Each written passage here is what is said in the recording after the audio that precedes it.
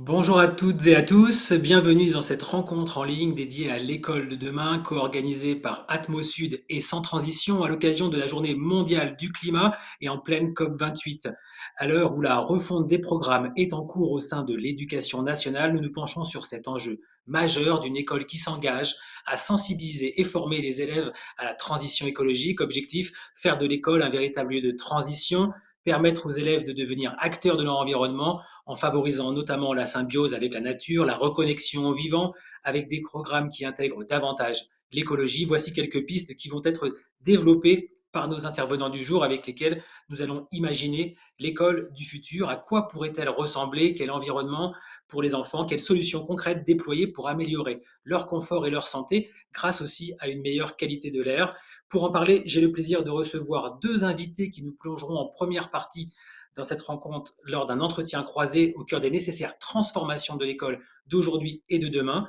Philippe Mérieux, tout d'abord, chercheur et auteur de nombreux ouvrages, dont Grandir en humanité, libre propos sur l'école édité chez Actes Sud en 2022, et cette année au Seuil, qui veut encore des professeurs. Vous êtes spécialiste en sciences de l'éducation et en pédagogie. Bonjour Philippe. Et également Olivier Sier, professeur des écoles et initiateur des écoles en transition à Nice.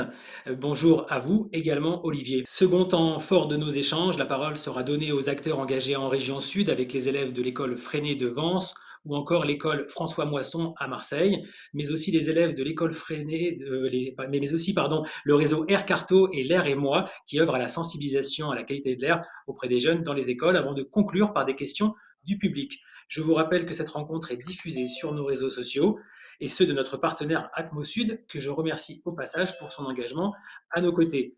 Pierre-Charles Maria, le président d'Atmosud, est avec nous pour un propos introductif. Bonjour Pierre-Charles. Bonjour Julien. Comment votre réseau s'engage-t-il auprès des jeunes face à l'urgence climatique et la préservation de la qualité de l'air, Pierre-Charles?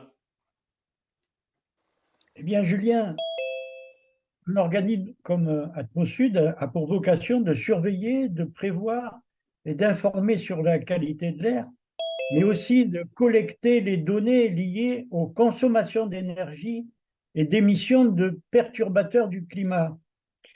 Et je me souviens qu'en 2007, un rapport du Sénat qui avait été remis au Premier ministre était intitulé Qualité de l'air et changement climatique, un même défi, une même urgence. Cela fait maintenant 16 ans, nous sommes en 2023, et 16 ans, c'est un peu plus de la durée moyenne de la scolarisation en France, 8,2 ans en primaire, 6-9 ans dans le secondaire. Donc l'urgence, elle est toujours là. Alors comment nous engageons-nous auprès des jeunes? Eh bien, notre maître mot, c'est de faire en sorte que le jeune ne soit pas uniquement un récipiendaire, alors vous noterez le jeu de mots, mais c'est-à-dire celui qui reçoit un diplôme, mais qu'il soit aussi un acteur, quelqu'un à qui on donne le pouvoir d'agir. Et comment lui donner le pouvoir d'agir? Eh bien, c'est de mettre à sa disposition des éléments avec lesquels il pourra participer. Donc, on en reparlera plus tard dans cette émission. Le développement de capteurs dans le système Air Carto qui sont mis à disposition des enfants au sein des écoles. Et on a vu comment, pendant cette période de confinement qui était liée au Covid, le gaz carbonique, qui est un des éléments essentiels du perturbateur du climat, est aussi un gaz qui perturbe la qualité de la cognition au sein de la classe si les salles sont trop hermétiques. Donc on voit avec nos petits appareils comment les élèves peuvent voir comment, avec ces petits appareils, on peut se rendre compte du moment où il convient d'aérer la pièce. Voilà. Donc, c'est mettre la main à la pâte, être un acteur, et ça, c'est très important pour nous. Merci Pierre-Charles pour ces propos introductifs. Partenaire du réseau Atmosud, L'air et moi s'engage également dans cette dynamique. Claire Pitola, la marraine du réseau, présidente du Conseil national de l'air et députée, est aux côtés d'Atmosud pour cet avant-propos de la rencontre. Bonjour Claire. Bonjour. Bonjour, merci, merci beaucoup pour votre accueil. Donc, je suis marraine de l'air et moi depuis 2017. Je suis engagée en fait sur la qualité de l'air au sein de l'Assemblée nationale et depuis 1 an, je suis présidente du Conseil national de l'air. Ce qui est important, c'est de pouvoir porter effectivement ce message auprès des enfants pour qu'ils puissent avoir très tôt une sensibilisation à la qualité de l'air et agir pour leur santé. Et on voit finalement que c'est aussi pour le climat. Cette année, en fait, la COP28 a pour la première fois mis à l'agenda officiel de la COP la santé.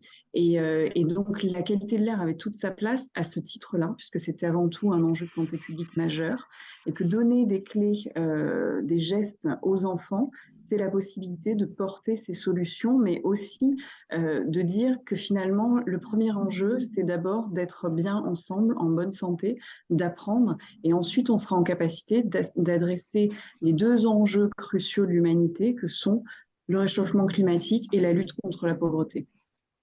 Tout ça, ça se fera sur la santé. Merci Claire Pitola pour pour ces propos introductifs.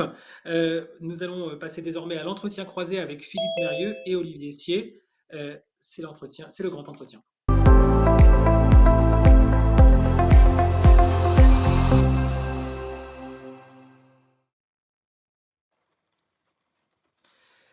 Philippe, Olivier, vous êtes avec moi? Oui. Absolument. Alors, face à l'urgence climatique et la crise de la biodiversité, Philippe Mérieux, je me tourne tout d'abord vers vous. Comment l'école peut-elle et doit-elle évoluer selon vous afin de former, sensibiliser davantage les élèves à la transition écologique? Eh bien, je rebondirai tout de suite sur ce que vient de dire Claire. Avant d'entrer dans les questions essentielles que sont celles de la qualité de l'air, de la biodiversité, de l'énergie, je pense que l'école a d'abord pour vocation de faire découvrir à nos enfants où sera leur plaisir demain, où sera leur joie demain, où sera leur bonheur demain. Est-ce qu'il sera dans la consommation effrénée des dernières miettes de l'épuisable, ou est-ce qu'il sera dans le partage de ce qui est inépuisable, c'est-à-dire la culture, c'est-à-dire la connaissance, c'est-à-dire les savoirs, c'est-à-dire tout ce qui, quand j'en prends, eh bien, je ne l'enlève pas au monde, je n'en prive pas les autres. Je crois que c'est un élément absolument fondamental et qu'on néglige trop.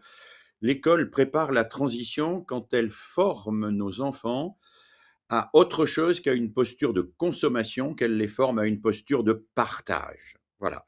Et elle a un rôle absolument déterminant parce que tous les élèves, ou presque tous, vont à l'école et qu'elle a, à cet égard, une responsabilité essentielle. Partage, ça veut dire que, eh bien, ce qui va être privilégié dans la classe au quotidien, c'est le plaisir, le bonheur, la joie de partager des choses qui, quand on les partages se multiplient et ne s'épuisent pas. Le pétrole, quand on le partage, s'épuise. La connaissance, le savoir, la culture, quand on le partage, non seulement ça ne s'épuise pas, mais ça se reproduit encore plus vite. Donc oui, une école de la transition, c'est d'abord une école du plaisir de partager des savoirs, de coopérer, de travailler ensemble. Et puis, deuxième idée simple, une école de la transition, c'est une école qui reconstruit un rapport au monde. Et c'est dans le prolongement de ce que je viens de dire tout de suite. J'ai écrit un livre il y a quelques années qui s'intitulait Le monde n'est pas un jouet. Et ce livre, le titre de ce livre m'avait été inspiré par ce que disait un général américain au moment d'une guerre lointaine, quand il disait qu'il envoyait des drones pilonner des zones et qu'il y trouvait le même plaisir qu'un enfant avec un joystick sur un jeu électronique. Eh bien, il y a une vraie différence que ce général américain, de toute évidence, ne voyait pas. C'est que dans un jeu électronique, le temps est réversible. Dans un jeu électronique, il n'y a pas des êtres humains qui meurent. Dans la réalité, le temps n'est pas réversible. La mort est la mort, la blessure est la blessure, la souffrance est la souffrance. Quand j'inflige une blessure au monde et aux autres, eh bien, cette blessure est là et je ne peux pas l'effacer miraculeusement, contrairement à ce que je peux faire dans un jeu électronique. Et donc, il faut que l'enfant apprenne, oui, que le monde n'est pas un jouet pour lui, qu'il n'est pas un être tout-puissant dans un monde qui lui est donné et dont il pourrait faire ce qu'il veut. Il faut que l'enfant découvre à l'école que le monde existe, qu'il en fait partie, qu'il n'est pas extérieur à ce monde et que ses relations avec ce monde doivent être des relations de fraternité, des relations sereines, et non pas des relations où son égocentrisme serait en quelque sorte tellement puissant qu'il pourrait faire de ce monde ses quatre volontés et finalement le mettre en danger, l'abolir. Voilà, c'est deux éléments fondamentaux. Après, sur ces éléments fondamentaux-là, bien sûr, il faut greffer toute une série de connaissances en matière d'écologie, il faut greffer toute une série de pratiques en matière de rapport à la nature, mais ces connaissances et ces pratiques n'ont de sens que si elles sont assujetties à ces deux fondamentaux qui sont, d'une part, il y a plus de plaisir à partager qu'à consommer. Oui, il y a plus de plaisir à partager qu'à consommer, et il faut le dire et le faire éprouver à nos enfants. Et d'autre part, le monde qui leur est donné n'est pas un jouet dont ils peuvent faire n'importe quoi au gré de leurs caprices. C'est un univers dont ils font partie et dont ils doivent prendre soin. Olivier Sier, vous venez d'entendre Philippe Mérieux. Je pense que vous serez d'accord sur cette vision du partage. C'est ce que vous essayez de faire, vous, à Nice, avec cette école de la transition. Tout à fait, et elle s'appuie sur une forme de réinvention culturelle qui va au cœur de ce qu'est la permaculture et qui, les derniers mots de Philippe, c'était justement prendre soin. On est sur cette idée de prendre soin de la terre, de prendre soin de l'humain et de partager équitablement. Donc il y a beaucoup de choses que je trouve en lien direct avec ce que vient de partager Philippe. Pour moi, effectivement, ça revient à accueillir les générations qui arrivent à hauteur de ce que nous savons. Donc nous savons un certain nombre de choses sur l'état de la biosphère et les enfants le découvrent petit à petit. Donc il y a un coussin émotionnel et expérientiel indispensable pour ces générations-là qui arrivent, qui est d'expérimenter la notion de régénération, de pouvoir avoir accès à un bout de terrain et de pouvoir concrètement démontrer la régénération des sols, démontrer la collecte d'eau, tout un tas de pratiques qu'on peut voir à petite échelle, mais qui nous donnent des expériences positives qu'on pourra transposer dans le futur et qui nous donnent aussi un coussin émotionnel quand on découvre petit à petit, à partir du cycle 3 notamment, un petit peu l'état de l'écosystème. Il y a cette idée pour moi aussi de réinventer un peu certains fondamentaux. Donc c'est vrai quand on pense classe, quand on pense école, tout de suite on a des images d'Épinal qui nous viennent en tête, qui sont ces grands bâtis dans lesquels on va tous, où on est tous allés. Et je crois que quelque part, ça doit aussi un petit peu être réinventé, parce qu'on aura difficilement une appréhension de l'écologie pratique et expérientielle sans un vrai retour à la nature. Donc il y a certaines villes qui se lancent dans des programmes de débétonisation des cours d'école pour retrouver des sols vivants, pour pouvoir collecter l'eau, etc., pour retrouver tout simplement quelque chose qui est aussi euh, très nécessaire au niveau endocrinien, au niveau immunité, etc. Et tout, qui est le contact fréquent à la nature. La nature est programmée quelque part pour pouvoir nous faire nous sentir bien. Et dans un contexte, Atmosud l'avait évoqué l'année dernière avec la quantité de CO2 dans les classes, etc. Même si on avait le penchant vraiment performance scolaire, etc., être dehors pour un enfant, c'est vraiment aller vers le mieux. Et puis il y a même une réinvention un peu pour moi aussi mythologique. Le fameux conte traditionnel, etc., nous amène beaucoup dans des histoires où on est abandonné dans la forêt, où la forêt est dangereuse, elle est peuplée de loups, de créatures étranges, etc. Donc on en est venu à craindre la nature. Et je crois qu'il faut expérimenter et réinventer complètement le conte. Il va falloir écrire les contes du siècle prochain à partir de récits tout à fait positifs sur quelle est la symbiose possible avec tous ces règnes, la symbiose qu'on observe entre tous les êtres vivants d'une forêt et la façon dont les uns et les autres nous passons notre temps à nous rendre des services les uns aux autres. Donc il y a une réinvention assez globale de tout ça. Un dernier mot peut-être aussi pour moi, c'est qu'on a dans cette idée aussi de caprice, etc., il y a cette idée de juste vitesse. J'ai l'impression qu'en fait, on fait peser une vitesse assez injuste sur cette génération, parce qu'il faut vite nous transformer, parce qu'il faut vite déposer un enfant, parce qu'il faut vite terminer une activité pour passer à la suivante, etc. Et je crois qu'on entre vraiment dans un autre rapport au monde et à la nature à partir du moment où on retrouve une vitesse plus juste, plus lente, qui est celle pour moi aussi de ce contact un peu de l'école d'avant Seconde Guerre mondiale, l'école des cuisinières, etc., où on était en prise directe avec la pédagogie de projet. Ça me fait penser aussi à John Dewey. Si on arrivait à mettre les enfants dans des conditions où on leur transmet vraiment des outils comme par exemple le design en permaculture très tôt, pour qu'ils puissent construire leur monde plutôt que de les adapter à vitesse forcée au nôtre. Philippe, est-ce que vous partagez cette vision, d'Olivier? Est-ce que, vous trouvez que les initiatives de certaines communes qui débétonnisent vont assez loin? Quel regard vous portez sur ce que vient de dire Olivier Sier? Oui, je suis assez d'accord. Je trouve particulièrement intéressante l'idée de ralentir, décélérer. Je trouve que l'école est un lieu où l'on doit apprendre à surseoir. Surseoir à l'immédiateté, l'immédiateté du caprice. Je veux, j'ai envie, donc j'ai le droit d'avoir. Et puis j'ai le droit d'avoir tout ce que la publicité me suggère, me propose, voire m'impose.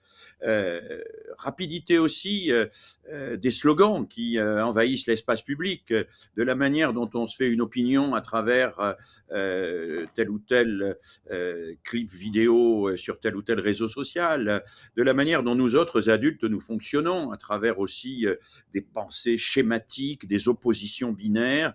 Je pense que l'école est le lieu où l'on sursoit, où l'on apprend à sursoir à tout cela.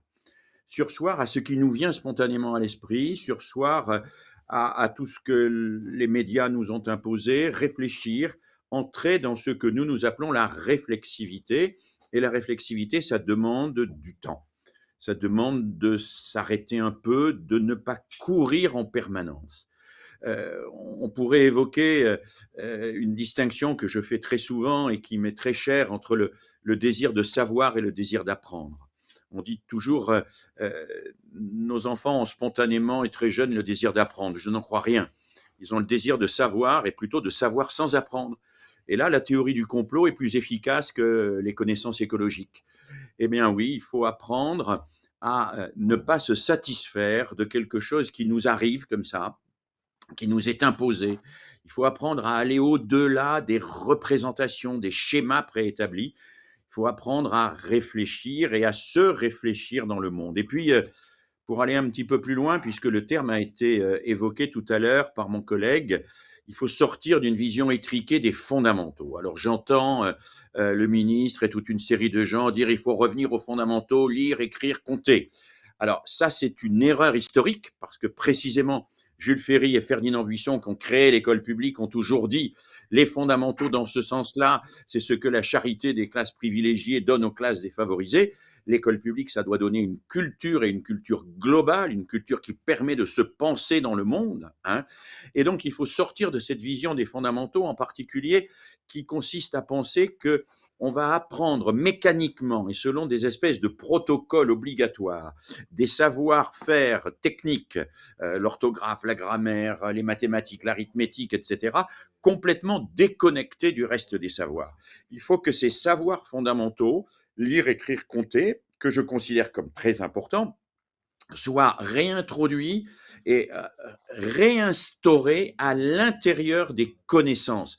Alors des connaissances sur le monde, des connaissances écologiques, des connaissances sur la permaculture et sur tout ce qu'on veut, mais il faut sortir de cette idée selon laquelle il y aurait en amont, en quelque sorte, des fondamentaux techniques sur lesquels on n'aurait qu'à se figer et à reproduire, et puis après on pourrait se mettre à penser, on pourrait se mettre à réfléchir, on pourrait se mettre à entrer en relation avec la culture, avec le monde, avec les autres. Non, il faut que le lire, écrire, compter, qui est essentiel, s'inscrive d'emblée dans une perspective de ce que mon collègue a appelé la pédagogie de projet, au sens de John Dewey, c'est-à-dire dans la perspective d'un nouveau rapport au monde, et que la lecture, l'écriture, le calcul soient des outils qui permettent de comprendre le monde. Et donc, on voit à travers ça que l'école de la transition, contrairement à certaines représentations qu'on pourrait avoir, n'est pas une école qui ajouterait au programme scolaire traditionnel une espèce de supplément d'âme écologique. C'est une école qui reviendrait sérieusement à ce qui est le fondement même de l'école, c'est-à-dire construire un rapport au monde équilibré, un rapport au monde qui permet à l'enfant de se penser dans le monde et non pas de réussir des tests, fût-il PISA, puisqu'on en parle beaucoup cette semaine, et de faire après, quand on aura le temps, un petit travail et un petit exposé en quatrième sur le fait que les abeilles sont aujourd'hui en difficulté.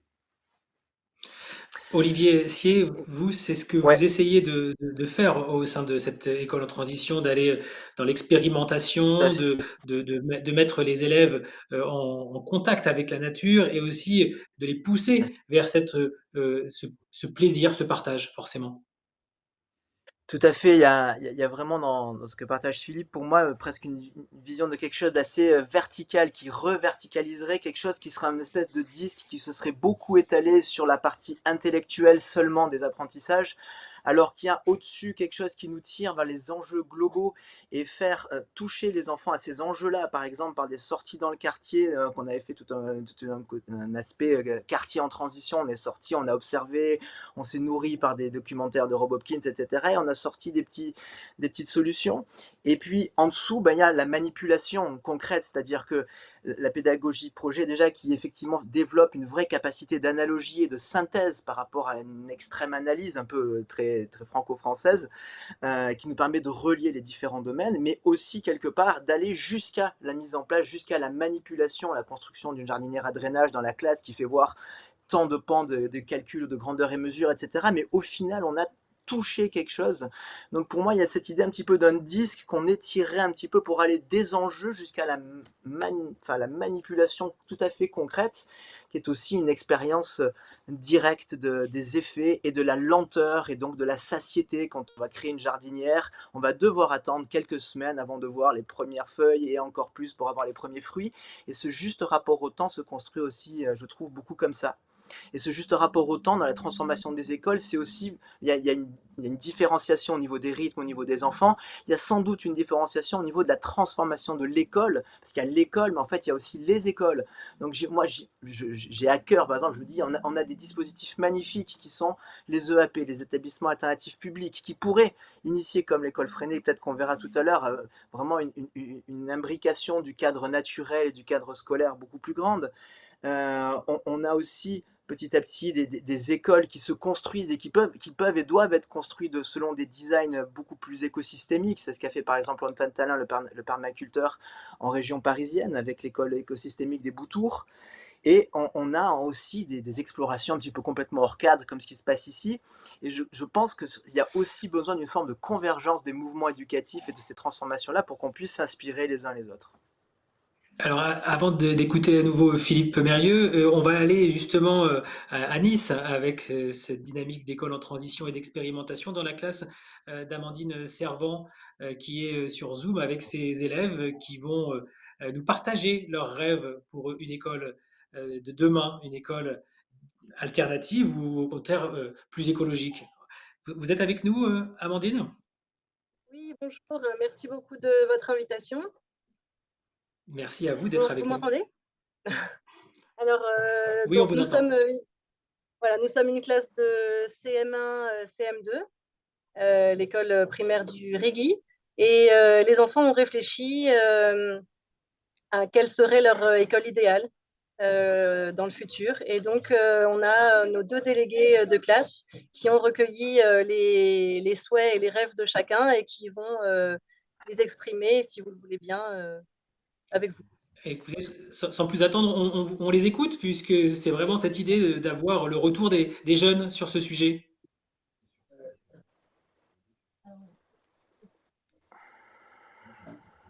Donc, notre premier délégué, c'est Tom. Bonjour.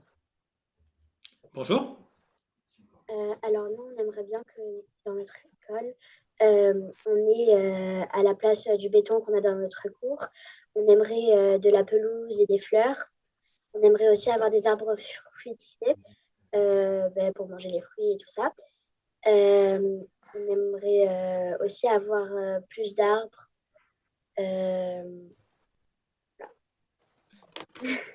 Plus d'arbres, plus de pelouse. Voilà, le rêve il commence à se dessiner. Un autre délégué peut-être? Donc, notre déléguée s'appelle Amy. Bonjour, alors nous, on aimerait Bonjour. bonjour. On aimerait bien avoir des animaux dans la cour et aussi dans la classe, regarder comment ils vivent, apprendre plus sur les animaux. Voilà. Merci beaucoup pour ce rêve partagé à tous les deux. dans cette école qui expérimente à Nice. Et merci à tous les enfants de s'être prêtés vraiment au jeu des questions-réponses. On va recevoir Claire Pitola à nouveau de l'Air et moi, peut-être pour une réaction sur ces retours des élèves.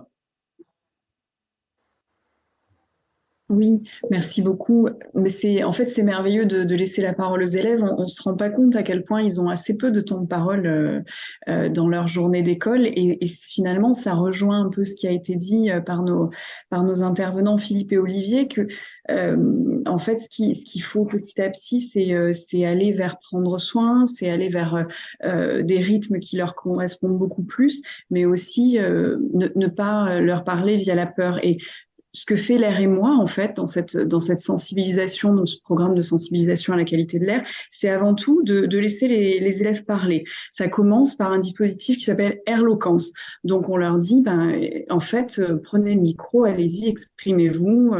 Il y a une façon un peu de les amener à ça. Mais c'est avant tout, vous comptez, nous sommes des êtres de lien, ce que vous dites est important, et petit à petit, on va parler de sujet de l'air, mais d'abord, on va vous laisser vous exprimer. Et ça, c'est fondamental aujourd'hui à l'école, et c'est fondamental dans la lutte contre le réchauffement climatique, c'est que chacun prenne sa part, mais chacun se sente aussi partie prenante de cette société. Et ça passe par la parole et ça passe par le lien. Donc, c'est merveilleux de voir des enfants qui expriment leurs rêves, et la curiosité des enfants, c'est quelque chose qu'il faut préserver.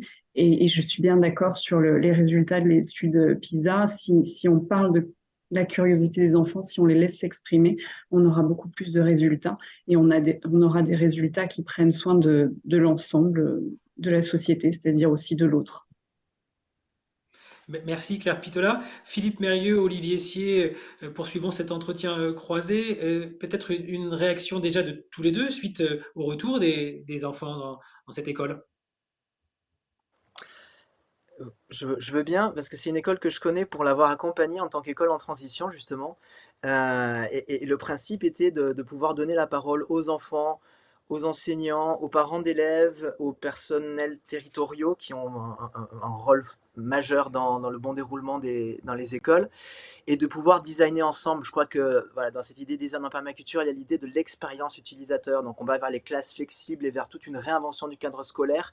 Et pour moi, elle doit se baser sur ce qu'on appelle l'expérience utilisateur. Les utilisateurs doivent être les maîtres clés, les clés de voûte de ce redesign.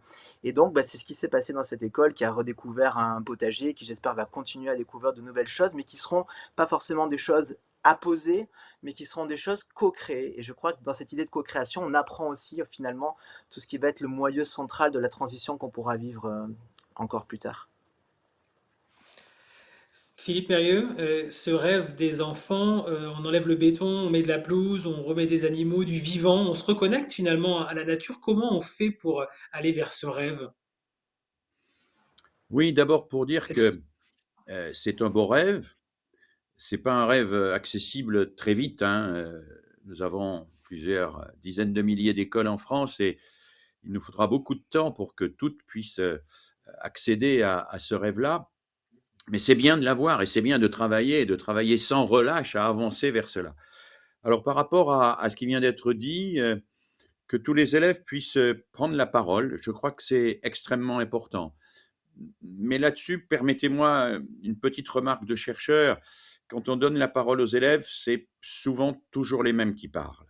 Et je crois qu'il n'y aura pas d'école en transition sans une attention à chacune et à chacun, et sans un respect de chacune et chacun, avec un souci à la fois de l'égalité dans la prise de parole, mais une égalité armée. On ne peut pas laisser un enfant timide, ou un enfant qui n'arrive pas à s'exprimer seul et en permanence s'en remettre à un porte-parole. Il faut l'accompagner, il faut l'aider, il faut lui faire partager les mots, la culture.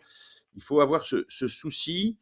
Et trop souvent, dans les travaux que nous pouvons observer, c'est pas un souci suffisamment partagé. On se satisfait de la prise de parole de quelques leaders, mais on n'est pas suffisamment attentif à l'implication de chacune et de chacun dans le collectif. Si je me permets de dire ça, c'est parce que là, le chercheur est assez catégorique. Deuxième élément, ce qui est important, dans le rapport avec la nature, c'est quand même d'éviter d'avoir une nature, zoo quoi. Oui, moi je veux bien qu'il y ait des animaux, ça c'est très sympa, qu'il y ait un potager, c'est extrêmement important, mais il faut sortir aussi d'une vision qu'on pourrait appeler, stérilisée, de la nature. Il faut que, en réalité, ce qui se joue dans le rapport avec la nature, c'est le rapport avec l'objet, c'est le rapport avec la matérialité. Ça a été dit, c'est le rapport avec la temporalité. Il faut apprendre à attendre un peu. Il faut apprendre aussi que la nature a des règles, qu'elle a des lois et que ces lois-là, je dois les respecter. Et c'est ça qui est important. C'est la raison pour laquelle je crois qu'il n'y aura pas d'école en transition sans une forme de réhabilitation massive du travail manuel. D'autant plus que nous savons aujourd'hui, et là encore c'est le chercheur qui parle, que le travail manuel n'est pas l'opposé du travail intellectuel, c'est la condition du travail intellectuel, et en particulier le travail manuel est l'excellent contrepoint au poison intellectuel que peut représenter la sidération de l'écran. Alors, je ne dis pas que l'écran est le mal absolu, hein, nous utilisons l'écran et nous le faisons à bon escient, mais nous savons aujourd'hui qu'un nombre considérable d'enfants utilisent trop l'écran et que cela nuit à leur capacité d'attention, mais que cela nuit aussi à leur vision d'un monde, que cela virtualise entièrement le monde, qu'ils peinent ensuite à se représenter que le monde existe avec ses règles, avec ses lois, avec sa lenteur, avec ses hésitations, mais aussi avec ses solidarités internes. Et ce retour à la matérialité du monde me semble important. C'est la raison pour laquelle il faut bien sûr des pelouses, il faut bien sûr des jardins potagers, éventuellement des animaux, à condition que ce soit évidemment fait dans des conditions de respect de leur écosystème. Mais il faut aussi apprendre à travailler le bois, à travailler la terre, à travailler le fer. Il faut apprendre à travailler le carton, il faut apprendre à travailler ce qui nous résiste, parce que ce qui nous résiste, c'est ce qui nous fait exister et ce qui nous fait découvrir que nous ne sommes pas les maîtres du monde, mais que nous sommes dans le monde et que nous devons travailler avec lui. Philippe, quels exemples d'actions pédagogiques ou d'écoles expérimentales vont dans cette dynamique de transformation que vous avez dessinée et que les enfants aussi ont imaginé et en écho à ce que fait Olivier à Nice? Oui, il y a de nombreux exemples, hein, et je crois qu'on aurait tort, Olivier l'a évoqué tout à l'heure, d'opposer, d'un côté ce qui serait labellisé comme école alternative et de l'autre côté ce qui serait des petites expériences dans l'enseignement ordinaire. Je crois qu'aussi bien dans les unes que dans les autres, il y a des enseignants, des collègues professeurs qui ont pris conscience de l'urgence, qui ont pris conscience aussi du pouvoir que l'éducation doit retrouver sur ces jeunes. On ne va pas laisser ces jeunes aux mains des industries commerciales, des industries du numérique. On va leur redonner le pouvoir d'agir sur le monde. Et moi, je vois beaucoup de collègues qui font ce travail-là. Alors certains isolés dans leur classe et en faisant le mieux qu'ils peuvent, d'autres en équipe, et ça c'est génial, d'autres en embarquant toute l'école, et c'est encore mieux. Mais je vois ces enseignants qui sont, il faut bien le dire, aujourd'hui un peu des héros dans une institution scolaire qui quand même globalement n'a pas pris la mesure de l'importance de l'enjeu.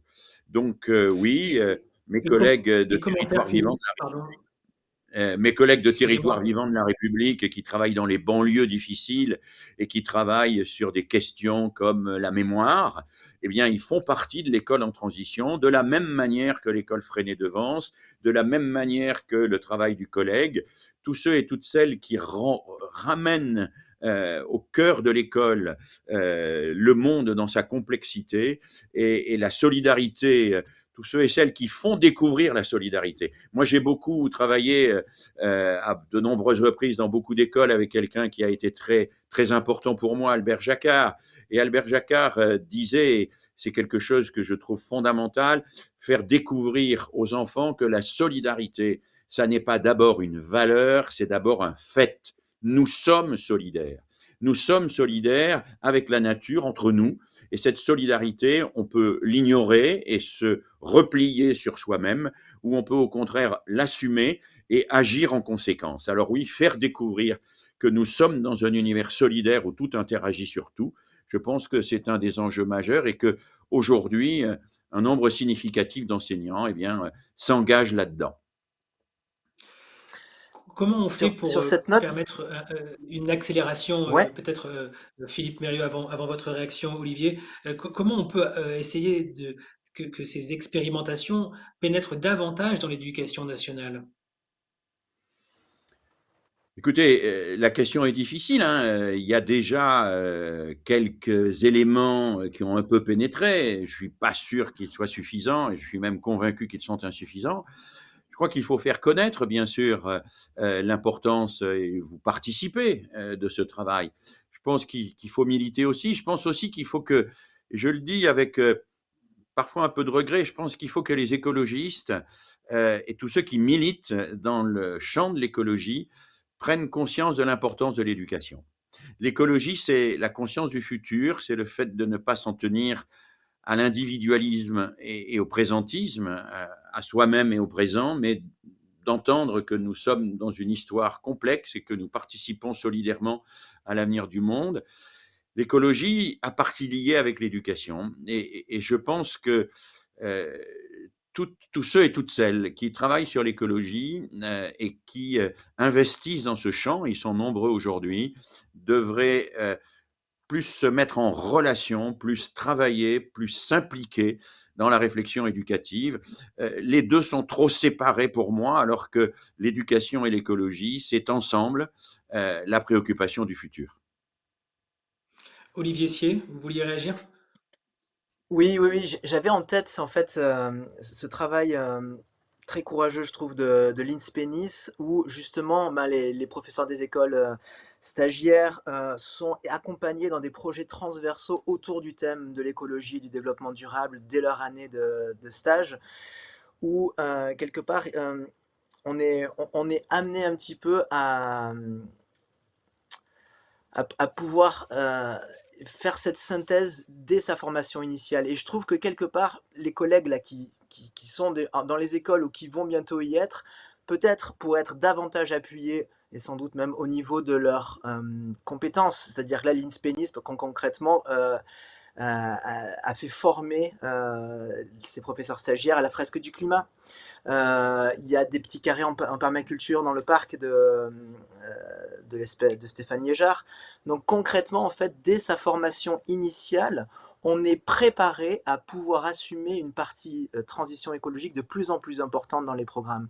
Mais si on n'a pas ce savoir-faire-là, on va retomber sur de l'écologie sur fiche, et ça serait vraiment dommage. Donc là, il y a aussi un travail, je pense, d'évolution et de complémentarité, exactement ce qu'expliquait Philippe, sans doute d'approche vraiment plus symbiotique entre le milieu de l'écologie et de la transition et le milieu de l'éducation pour que les uns et les autres se nourrissent et qu'ensemble, à la fois l'écologie et l'éducation progressent. Alors, Philippe, peut-être pour dernier volet de notre échange, de cet entretien croisé, avant de donner la parole aux acteurs de la région Sud, si ces expérimentations, donc, elles existent, vous parliez de héros pour les professeurs qui les mettent en œuvre. Pour vous, Philippe Mérieux, à quoi ressemblerait cette école de demain et par quoi on doit commencer? C'est quoi les étapes? Puisque ça va être difficile, vous l'avez dit, le rêve est important, mais ce sera long. Par quoi on commence? Quelles sont les premières pierres à mettre en œuvre pour avancer vers ce rêve d'une école qui met plus en avant la transition écologique? Alors vous m'interrogez là sur une question qui me tient à cœur et vous m'interrogez au lendemain d'annonces ministérielles qui m'ont particulièrement déçu et même un peu choqué. En réalité, pour avancer vers une école à la hauteur des défis de demain, je pense que nous avons besoin d'abord d'y réfléchir ensemble. Voilà. Et pas de prendre des mesures un peu démagogiques pour plaire à l'opinion publique, du type le redoublement, du type les groupes de niveau. Je pense que nous avons réellement besoin d'une réflexion longue, d'une concertation approfondie avec les professeurs, les parents, les élèves, les acteurs locaux, parce que les acteurs locaux sont très importants, le tissu associatif est très important. Et je pense qu'on construira une école de la transition ensemble. Et on la construira ensemble et non pas avec des coups de menton d'une politique éducative nationale qui est essentiellement faite pour plaire à une classe moyenne qui a peur du déclassement de ses enfants. Alors, une fois que j'ai dit ça, je ne vais pas me défausser. Je voudrais reprendre rapidement ce qu'a dit Olivier tout à l'heure. Un des verrous majeurs de l'accès à cette transition, c'est une certaine conception de la classe. Voilà. La classe, c'est d'ailleurs pas quelque chose qui a existé de toute éternité, hein. La classe telle que nous la connaissons, avec 20 à 30 élèves du même âge, du même niveau, qui font la même chose en même temps sous l'autorité du maître, c'est une invention de Guizot, hein, qui n'était ni républicain ni démocrate. Hein. C'est une invention qui correspond à un moment précis dans notre histoire, qui a été accélérée par une espèce de taylorisation de l'éducation nationale et qui aujourd'hui est devenue, je trouve, un obstacle à la réflexion et à l'évolution de notre système. Je pense qu'il faudrait réfléchir ensemble sur des modes de regroupement plus souples, avec des objectifs qui correspondent à chacun de ces regroupements. Peut-être un système d'unité de valeur plutôt qu'un système de notes ou de moyennes qui est absurde sur le plan purement docimologique. Hein. Ça n'a aucun sens de faire la moyenne entre une note de maths et une note d'histoire. Donc, un système d'unité de valeur avec une pédagogie que j'appelle de mes voeux et que j'appelle la pédagogie du chef-d'œuvre, c'est-à-dire donner à chaque enfant la possibilité, seul ou en groupe, de faire quelque chose, de bâtir un projet dans lequel il s'investit, il rencontre le monde et qui lui permet d'apprendre tout à la fois beaucoup de choses en termes de connaissances et qui lui permet d'exiger, plus exactement d'intégrer quelque chose de fondamental qui est l'exigence. Être exigeant envers soi-même, c'est quelque chose d'absolument essentiel. La pédagogie bancaire qui est pratiquée aujourd'hui, comme le disait le pédagogue brésilien Paulo Freire, est à l'opposé de cette pédagogie de l'exigence. Et il me semble que aller vers une pédagogie du chef-d'œuvre, ce serait quelque chose qui permettrait aux enfants d'affronter d'une manière bien plus armée, bien plus efficace, le monde qui se trouve devant eux. Une pédagogie du chef-d'œuvre, Olivier Sier, ça rejoint aussi votre vision des choses? Oui, ça rejoint complètement l'idée, des premiers mots de Philippe en début d'entretien, l'idée de construire le bonheur futur et l'idée de construire un art de vivre, en fait. Et il y a cette idée vraiment, vraiment de pouvoir s'initier, co-créer cet art de vivre dès l'école. Moi, les éléments que je sens dans l'école, bah, je sens en tout premier lieu et en phase aussi avec le climat géopolitique d'ensemble, la nécessité absolue de nos générations de pouvoir sanctuariser les conditions d'accueil de ces nouveau-nés, de ces futurs enfants en crèche et en éducation par quelque chose de plus physiologique possible et le plus psychologiquement sûr possible. Ça, avant toute notion pédagogique, etc., il y a cette notion de sanctuariser les conditions d'arrivée de la vie, voilà, c'est le fondement. Et de là, pour moi, effectivement, je crois beaucoup à la pluralité des acteurs. On a cité un Brésilien, je vais citer un Portugais, c'est José Pacheco avec Escola des Pontes et l'école du Pont, et l'école qui est poreuse et que je trouve un peu fermée dans son côté public, c'est vraiment au contraire que les acteurs de l'extérieur viennent et que l'école sorte dans la rue pour s'emparer en transgénérationnel des problématiques d'un quartier. Ça me fait penser à Bon Voyage en transition, Bon Voyage qui est un quartier de Nice Nord, où j'avais pu, avec tous les CM2 en transversal, mener cette enquête de terrain, etc. Donc je crois que vraiment l'école est nécessairement beaucoup plus poreuse qu'elle est à l'heure actuelle. Et puis, bon, vraiment, je ne serais pas là ici s'il n'y avait pas cette idée d'immersion dans la nature. Je crois que ça peut se faire à une certaine vitesse dans le public, mais il y a aussi des sorties en zonage. On peut aller d'abord sur des lieux un peu effectivement artificialisés, mais un potager, etc. Et des sorties un petit peu plus larges quand on a la possibilité de le faire de plus en plus vers le sauvage pour retrouver vraiment la nature par elle-même. Mais que quoi qu'il en soit, pour moi, une quantité non négligeable de temps en extérieur, avec le froid qui colle aux joues, avec l'écorce d'un arbre, etc., sont des éléments de non-artificialisation de notre rapport au monde qui sont vraiment essentiels. Merci Olivier Sier. On va se diriger juste après vers une autre école, mais déjà merci à vous deux pour cet entretien croisé. On va poursuivre dans une seconde partie avec les acteurs du territoire de la région Sud. C'est la parole aux acteurs locaux.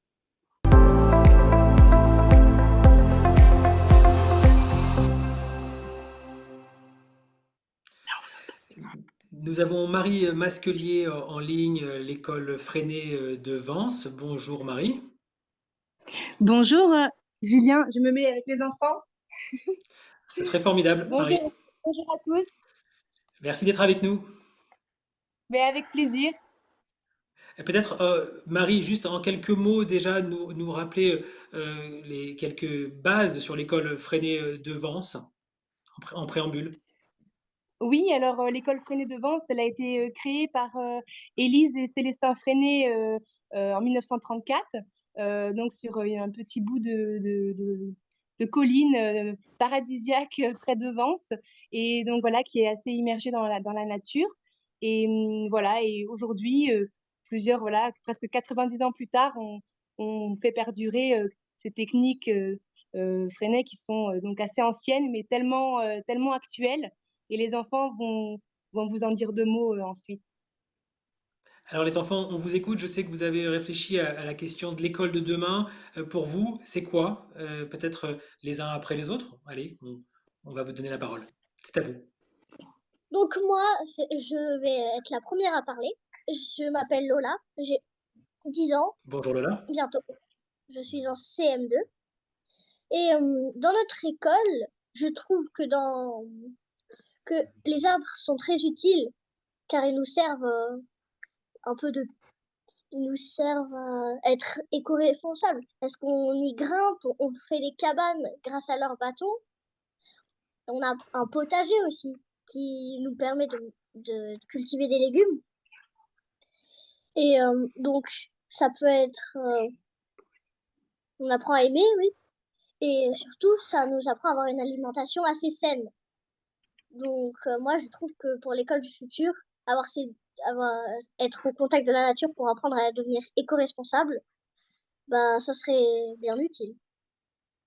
Ce serait bien utile. Merci beaucoup pour ce rêve. Un autre élève, une autre élève? Bah, moi, je m'appelle Alice, j'ai 9 ans et bientôt 10, je suis en CM1. Et moi, je pense que pour l'école du futur, ce serait bien de travailler ensemble, d'être bienveillants entre nous, de parrainer les plus petits comme on fait ici, de faire plein de choses, d'être en communauté et de savoir travailler ensemble. Et, et comme ça, plus tard, on sera bienveillant et on sera de bons citoyens. Mais aussi, ce que je pense, c'est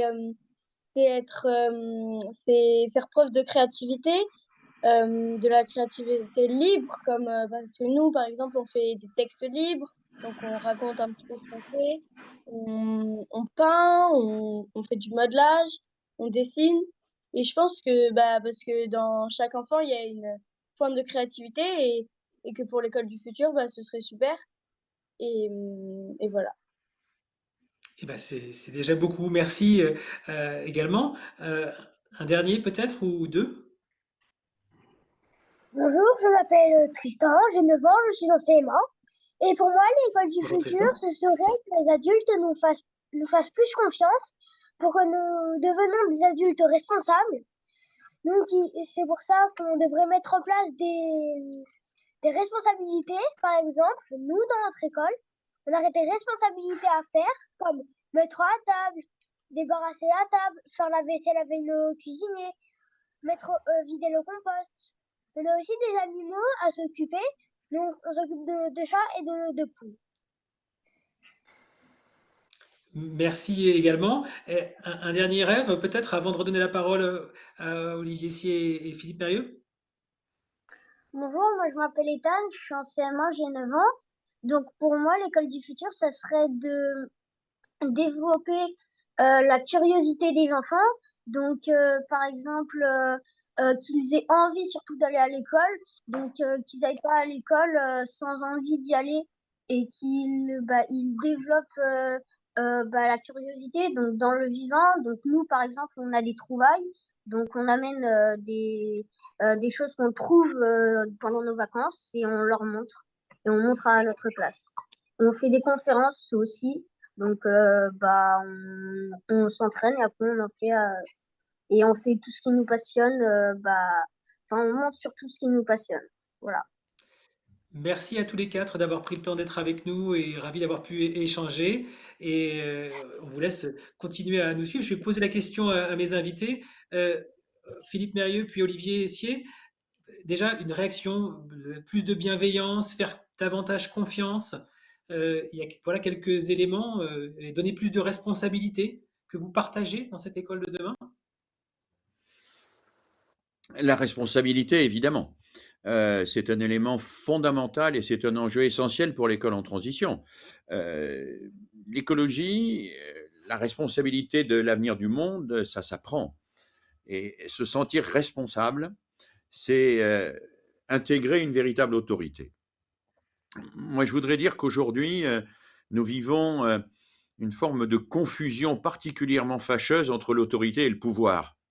Au fond, tout le monde court après le pouvoir, alors que ce qui nous fait grandir et ce qui nous met au service des autres, c'est l'autorité. L'autorité, c'est-à-dire le revers d'une responsabilité. Quand un élève dans l'école Freinet est responsable de quelque chose, il a autorité sur cette chose, c'est-à-dire qu'il peut agir dessus. Et même il peut demander à d'autres d'obéir à un certain nombre de règles qui préservent ou qui vont dans le sens du mandat qu'il a reçu.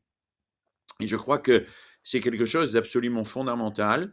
Aujourd'hui, dans ce monde où la violence est omniprésente, un certain nombre d'enfants ont le sentiment qu'ils s'affirmeront dans le pouvoir. Ils s'affirmeront en s'imposant par les cris, en s'imposant par les coups, en s'imposant par la violence psychologique ou physique.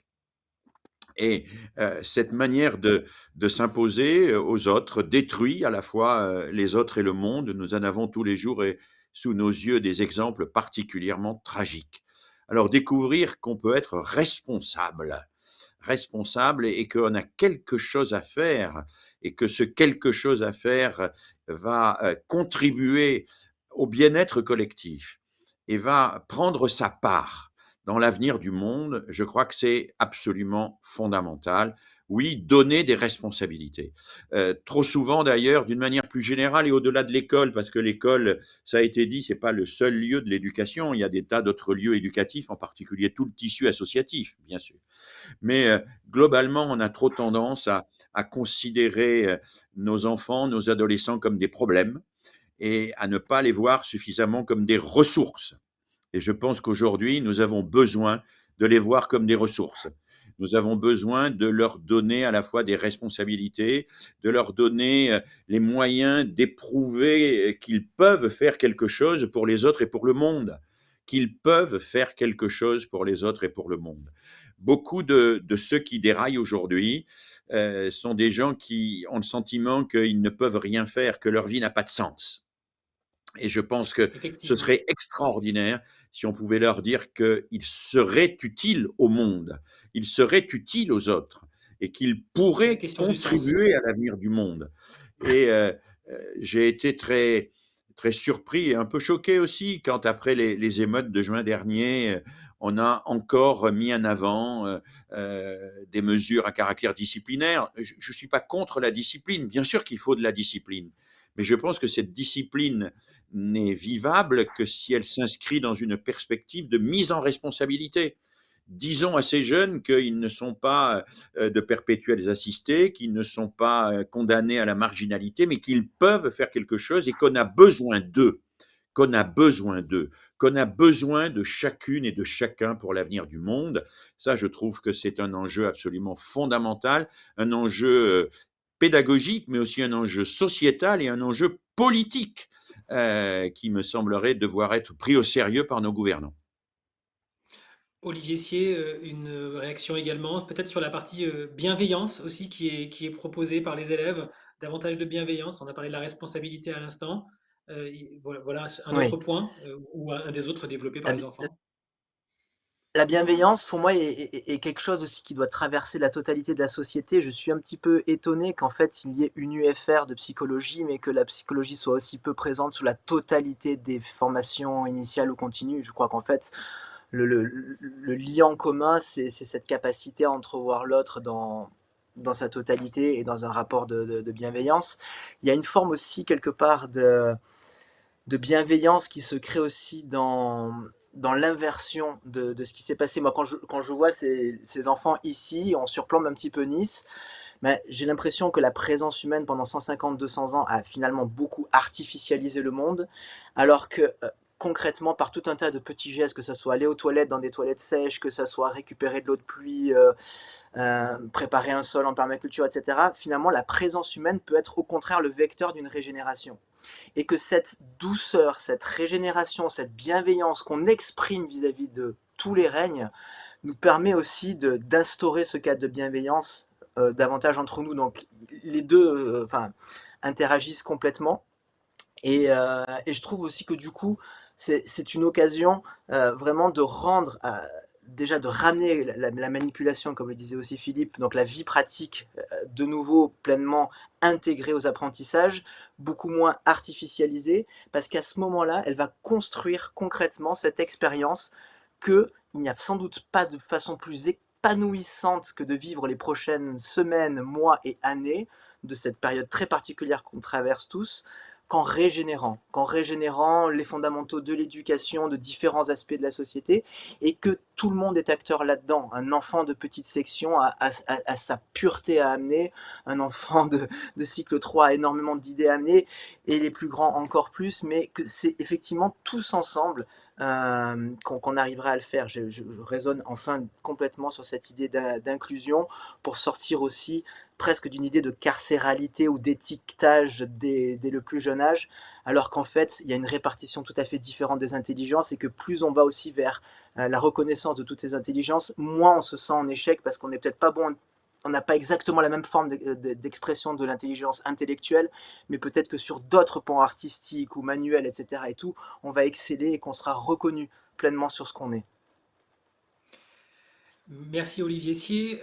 On va se diriger vers Marseille maintenant avec Christelle Grosjean qui est professeure des écoles à l'école François Moisson dans le Panier. Bonjour Oui, Christelle. bonjour, est-ce que vous m'entendez? On vous entend très bien, Oui, merci bonjour. d'être avec nous. Ah, super, merci. Effectivement, Alors, donc, oui. ce qui a été dit, Christelle, comment sensibilisez-vous les enfants dans votre école à la transition écologique ou à la qualité de l'air du côté de Marseille? Alors, effectivement, l'air est un thème qui est abordé dans la scolarité d'un enfant, essentiellement. Ça paraît voilà, essentiel afin de construire le futur citoyen.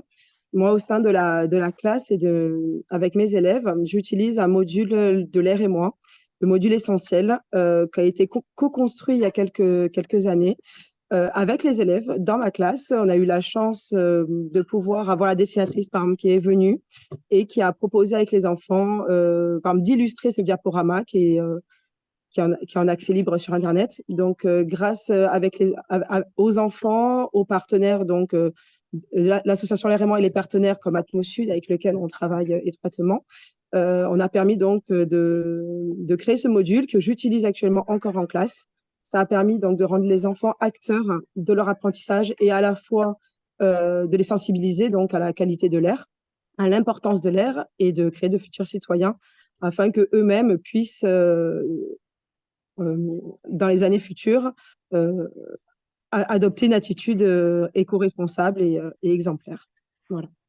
Comment les enfants réagissent quand vous les sensibilisez à la qualité de l'air, mais aussi à la transition écologique, peut-être au sein de votre classe? Quelles sont leurs réactions? Ils se ferment, ils s'ouvrent, ils sont enthousiastes? Dites-nous en Alors, ils sont davantage, très, s'il vous très plaît. enthousiastes. Ils sont très enthousiastes. C'est la chance qu'on a de travailler avec des enfants. Les enfants sont toujours motivés et du moment qu'en tant qu'enseignants, on les motive, nous, à ça, ils nous suivent avec grand plaisir.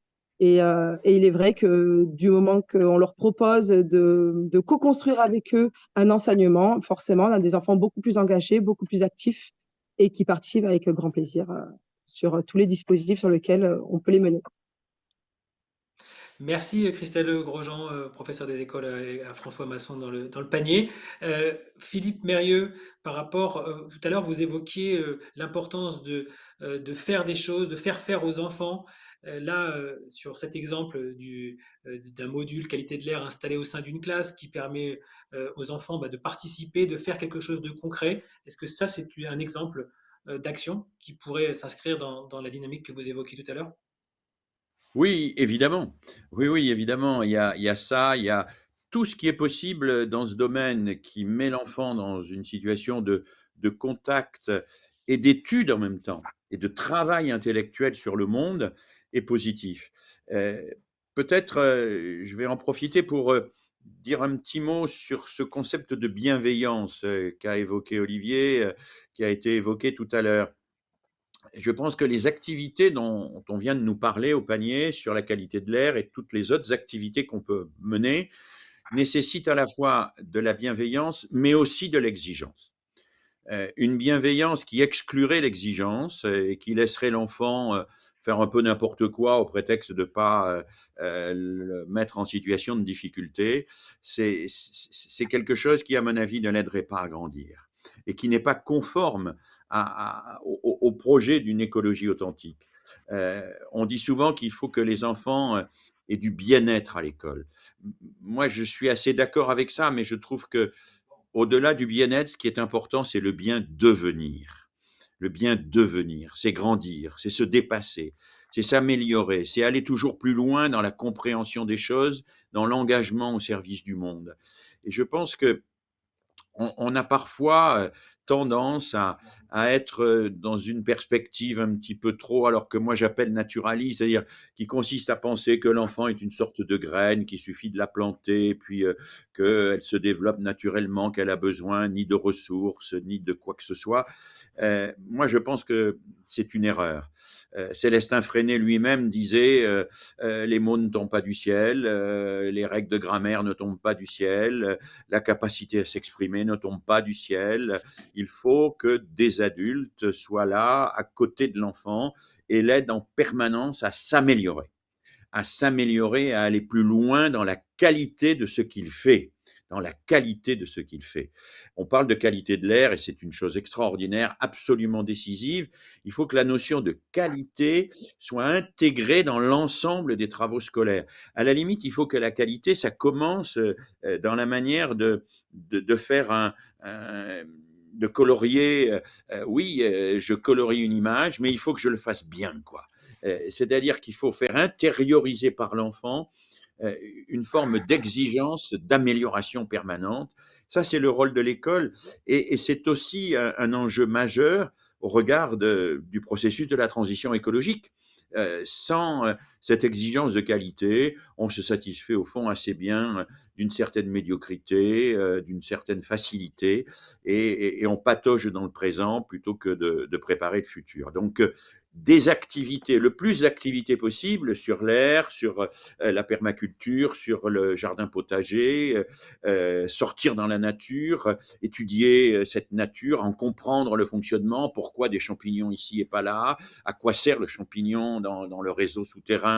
Tout ça, c'est fondamental de le comprendre, mais pas d'une manière superficielle. Aidons les enfants en étant exigeants avec eux parce que l'exigence est la forme la plus élevée de la bienveillance. Olivier, exigence, bienveillance, c'est ce que vous faites à Nice aussi, c'est cette ligne-là cette ligne de conduite que vous Oui, suivez? oui, oui, il y a cette idée aussi de l'intensité de la stimulation d'un cadre naturel, parce que concrètement, si on veut aller vers, par exemple, une plantation en permaculture, et cetera, on va se heurter à cette idée que c'est un problème ouvert constant.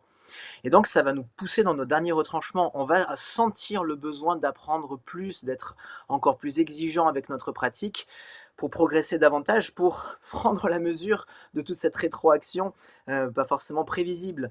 Et il y a cette idée aussi tout à fait légitime de la préparation que nous vivons en tant que prof des écoles, ou de pouvoir aussi être préparé à suivre un cursus pour telle ou telle séance ou telle séquence, etc. Alors qu'il me semble que ce qui vient devant nous, aussi bien en termes de rétroaction du climat ou autre, c'est aussi beaucoup d'inconnus.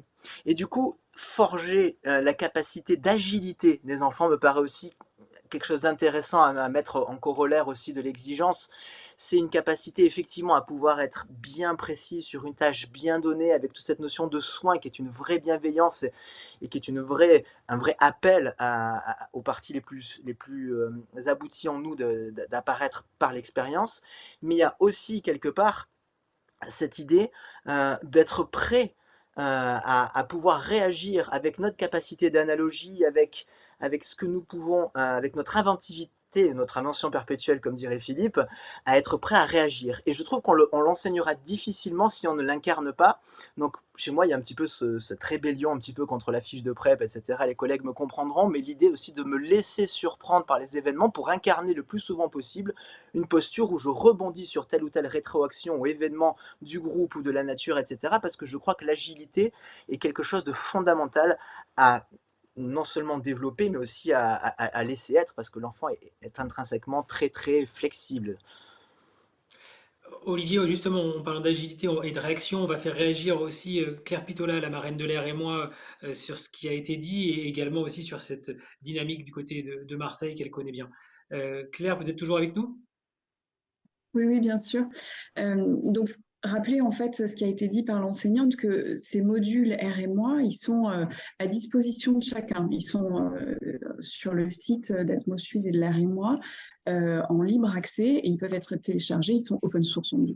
Et ça, le but, c'est de pouvoir partager ce travail de co-construction qui a été fait entre scientifiques, enseignants. On l'a vu par l'explication de la directrice de l'école, par les enfants aussi, qui ont pu agir avec tous ces acteurs, avec une dessinatrice aussi, pour dire ce qu'ils attendaient. Et pour que le module qui arrive, et dont vous en avez plusieurs versions, Essentiel, Airloquence, il y a d'autres possibilités aussi, ces modules qui arrivent soient pleinement utilisables par les enfants, parce qu'en fait, c'est eux qui en sont l'initiateur. Et après vient se rajouter aussi un capteur, et ça, c'est pour rendre l'air visible, parce que la difficulté aussi, quand on parle de qualité de l'air, c'est que c'est assez, enfin, c'est matériel, c'est un gaz, donc pour pouvoir se le représenter, c'est un peu compliqué. Et donc, on vient finalement avec un capteur devant les élèves pour qu'ils puissent commencer à avoir des notions de qualité. On voyait aussi ce qui était dit sur la qualité, l'importance d'apporter de la qualité.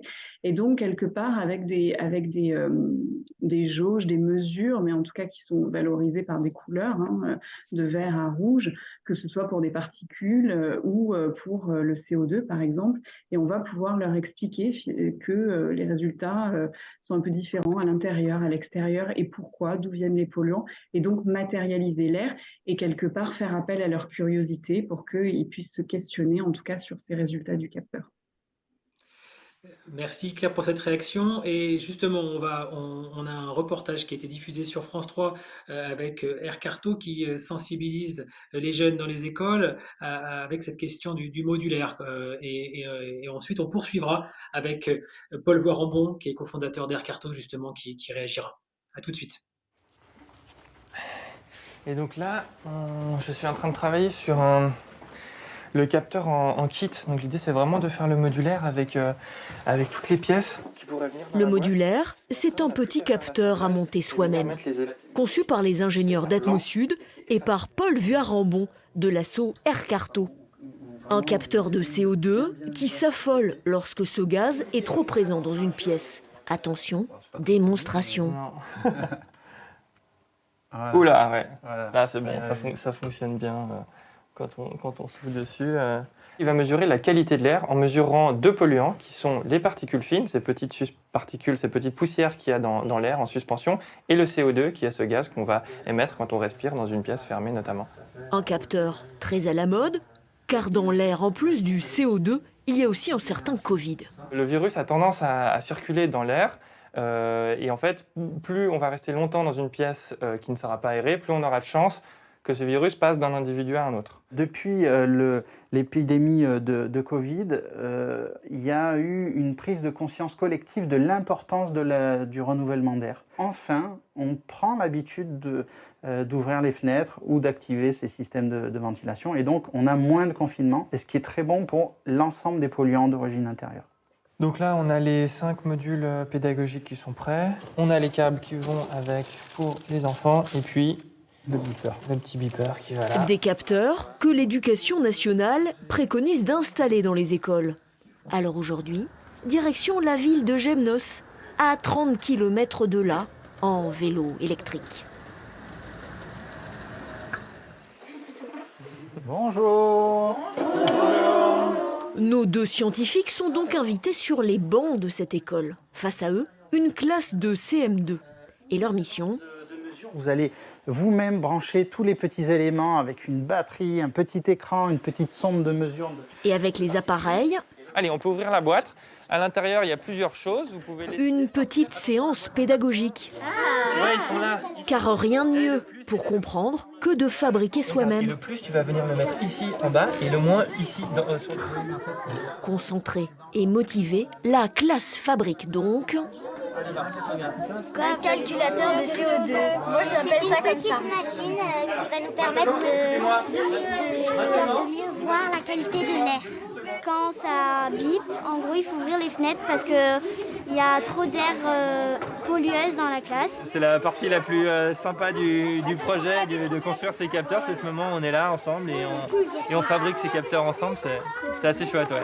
Je vais passer dans chacun des groupes. Maintenant, place à la fabrication d'un plus gros capteur. C'est lui qui va rester dans la classe. La ville en a commandé 30. Yes, bravo, c'est connecté. Le déclencheur, c'est le Covid, mais nous y avons vu un intérêt pédagogique par la suite et nous avons équipé toutes les classes de notre commune. Tout est branché et on va pouvoir aller l'installer là-bas. 10 000 €, installation comprise. Attention, c'est le moment du test final. On va aller le brancher là-bas. Oh, CO2 1400. Il ne reste plus maintenant qu'à aller ouvrir les fenêtres. Bah, bravo. C'est bon. Bravo à vous, super, vous avez fait un super boulot.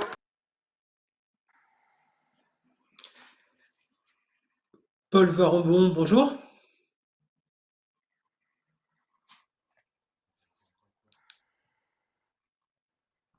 Vous m'entendez, c'est bon ? Oui, bonjour Paul, ça y est, je vous entends. Merci d'être avec nous. Du coup, chez Aircarto, vous participez à cette sensibilisation forcément dans les classes, comme on vient de le voir.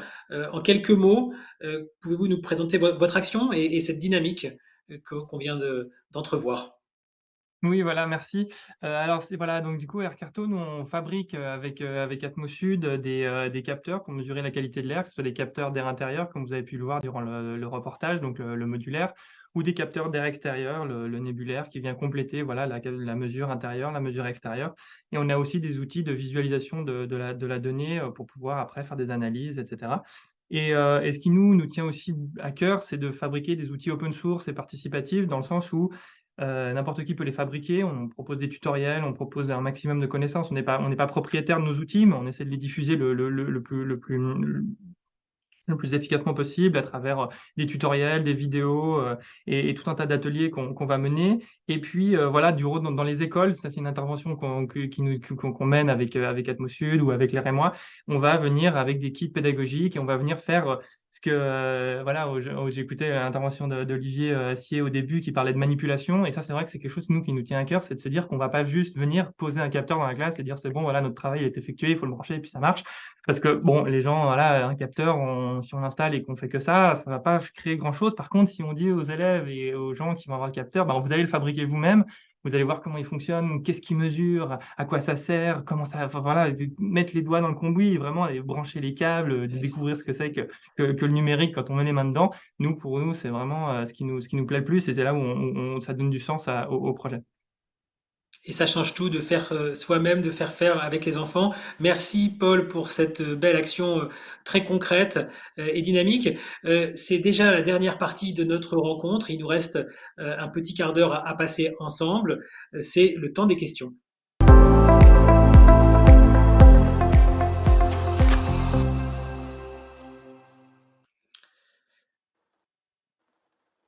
Allez, on a une grosse dizaine de minutes ensemble puisque Philippe Mérieux notamment doit partir à 12h30. Alors on va prendre une première question tout de suite sur Zoom, sur les réseaux. Ah, et bien on va lui passer juste après. Vous n'aviez pas de questions, Pierre-Charles, donc.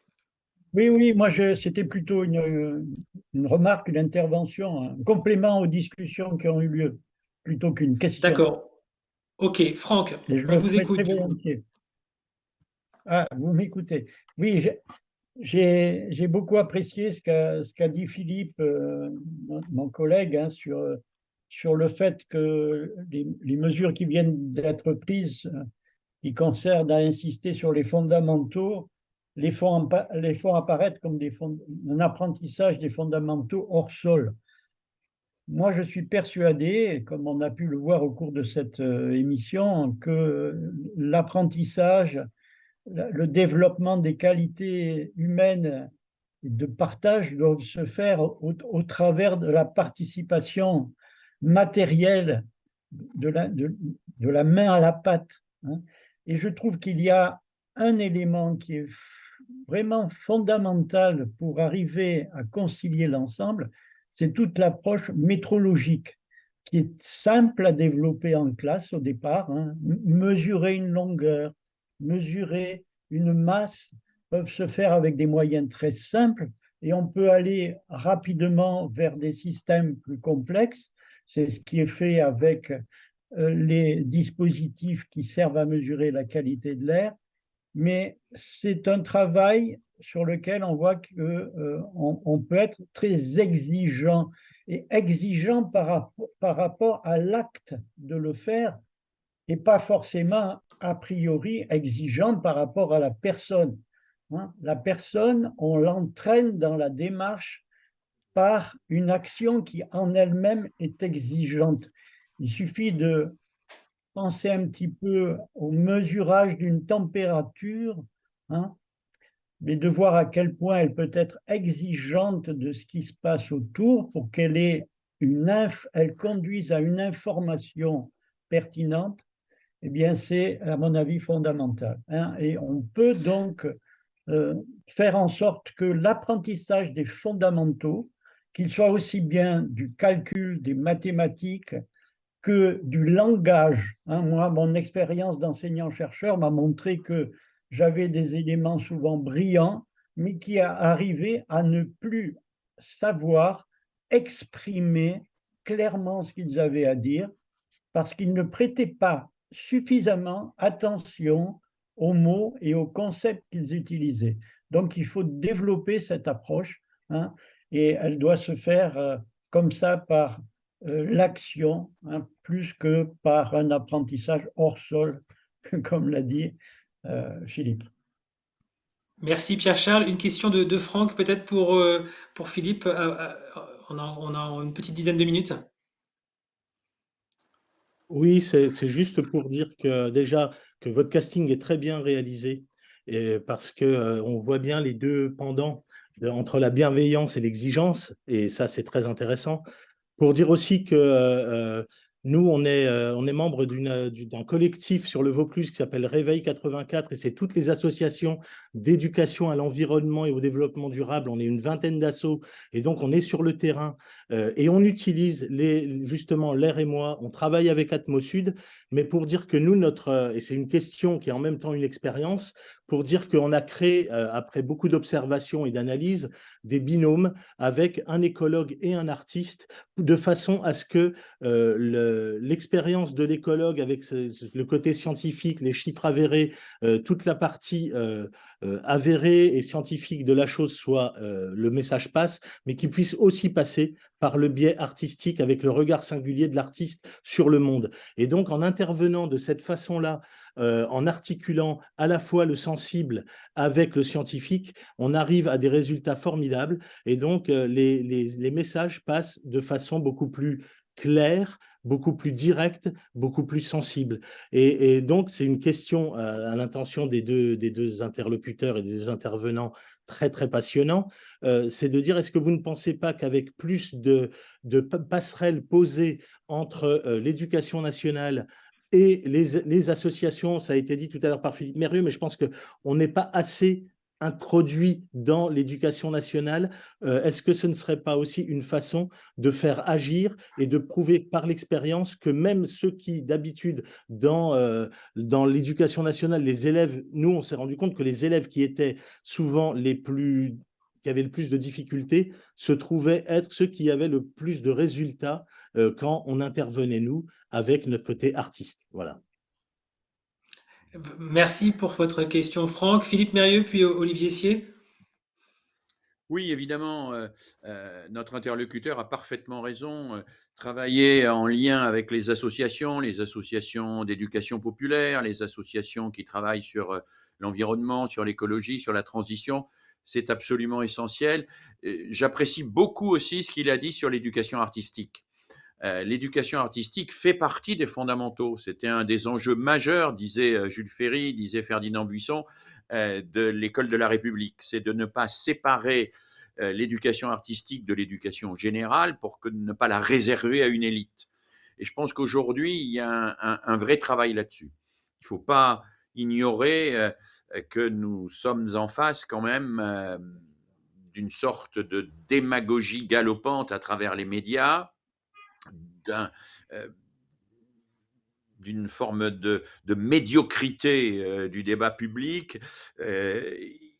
L'éducation artistique, le rapport avec les artistes apporte une exigence, une hauteur de vue, un décalage et quelque chose qui est particulièrement salutaire et particulièrement important pour les élèves.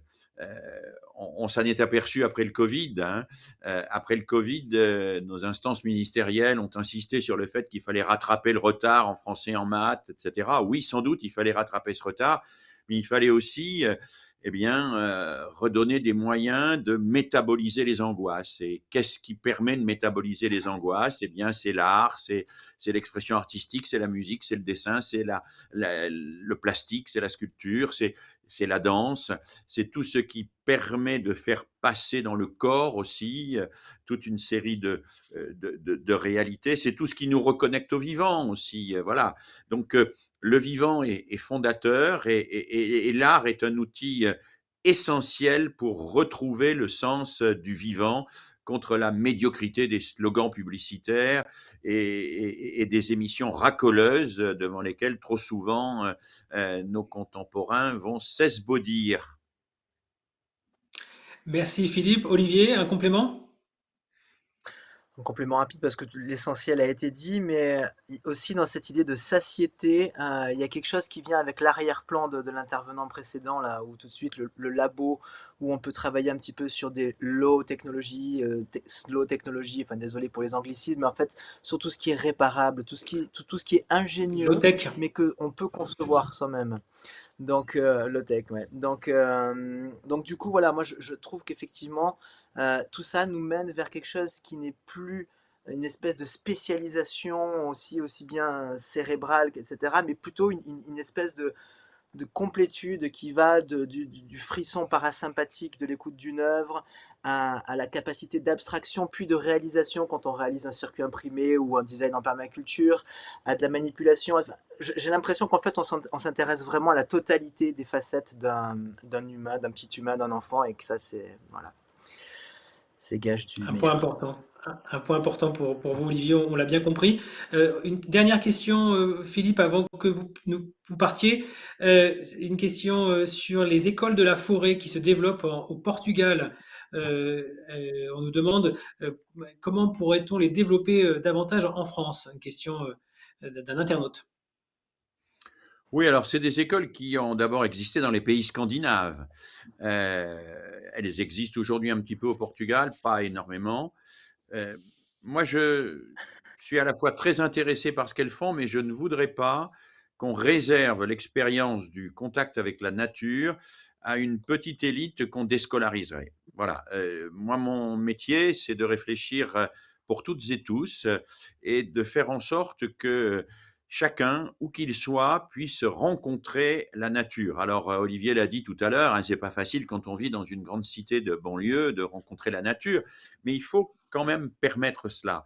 Et donc, autant je suis favorable à ce que se développent des expériences un peu marginales, autant je crois qu'il ne faut pas perdre de vue le travail de renaturalisation, de contact avec la nature pour toutes et tous, et pas simplement pour les enfants d'une petite élite de gens sensibilisés à l'écologie. Voilà.